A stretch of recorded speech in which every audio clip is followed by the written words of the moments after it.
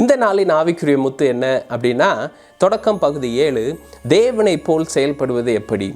ஆதியாகமம் 1வது அதிகாரம் வசனம் 3, 4, 5.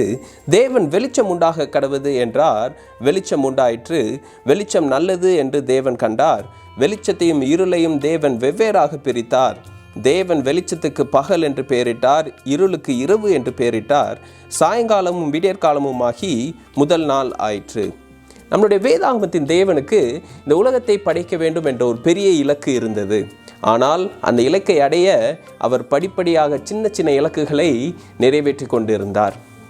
முதலாவது, தேவனை போல் ஒரு நாளுக்குரிய இலக்கை நாம் தீர்மானிக்க வேண்டும். வெளிச்சம் உண்டாக கடவுது என்பது அவருடைய முதல் நாளின் இலக்கு. அதே போல் நாம் பெரிய இலக்கை அடைய வேண்டும் என்றால் நாம் ஒரு நாளுக்குரிய இலக்கை முதலில் தீர்மானிக்க வேண்டும்.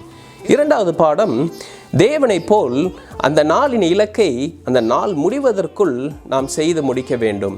வெளிச்சம் உண்டாக கடவுது என்றார், வெளிச்சம் உண்டாயிற்று. அந்த நாள் முடிவதற்குள் அந்த இலக்கை அடைய நம்மளுடைய முழு இருதயத்தோடு நாம் முயற்சி செய்ய வேண்டும். மூன்றாவது பாடம், நாம் அந்த நாளின் செயலை ஆராய்ந்து பார்க்க வேண்டும்.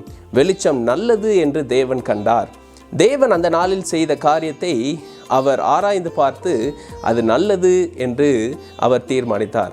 அதே போல நாம் ஒரு நாளின் இலக்கை அடையும் பொழுது அந்த நாளில் நாம் செய்த செயலை எண்ணி பார்த்து நல்லது என்று ஒரு தீர்மானத்துக்குள் நாம் வர வேண்டும். இவ்வாறு செய்தோம் என்றால் நம்முடைய வாழ்க்கையில் பெரிய இலக்குகளை, தேவனுக்கு என்று பெரிய காரியங்களை செய்ய நம்மை தேவன் தகுதிப்படுத்துவார். தேவன் உங்களை ஆசீர்வதிப்பாராக. ஆமென்.